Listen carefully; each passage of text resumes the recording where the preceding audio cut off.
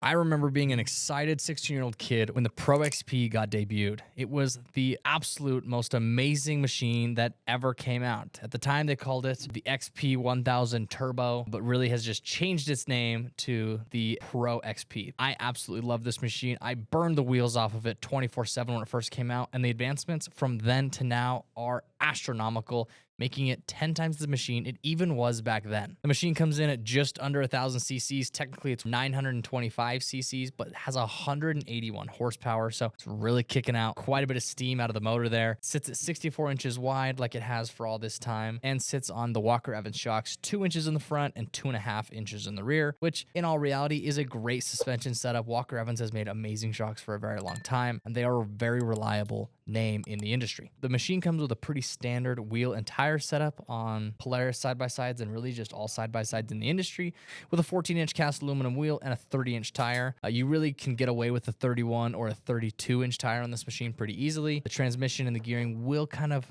have a little bit of an issue with you once you start going to the 33 and the 35-inch tire, but we've seen people do it. I just don't recommend it. There's 20 inches of travel in the front and 22 in the rear, and you have 14.5 inches of ground clearance. This machine is great for all kinds of adventures. I've used it for pre-running, and I've also used it for rock crawling in Moab. You know, when this machine first came out, we went and did almost all of the famous Jeep trails in Moab and had an absolute blast. So this machine is super versatile. The automatic transmission and the four-wheel drive works really, really well if you guys are trying to go rock crawling or do any kind of extreme and different activity like that. The machine comes in at just over 1,800 pounds, so it's a relatively light UTV. It does come stock with LED headlights and very easy to install a front winch. Does come with a roof, has a 4-inch LCD screen, can be upgraded to a ride command system, which I personally love and I recommend to every single person that I ever see get a UTV. There's tons of cargo space in the rear for spare tire, coolers, storage boxes, anything of that sort. And one thing that I'll really say about this machine is, you know, the Polaris machines are built to last. Coming from somebody who personally has beat the living tar out of these machines, I can personally tell you exactly how strong they are, and I can really tell you kind of the weak points of the machines. That's just kind of comes from I've raced these machines for almost 10 years now, and you know, I've raced Polaris for so long because I have believed in what Polaris can do. The machines are incredibly strong. The things that do break are very easy to replace, you know, as opposed to having that something that breaks in the motor where it ends your day, you know, the belt blows up and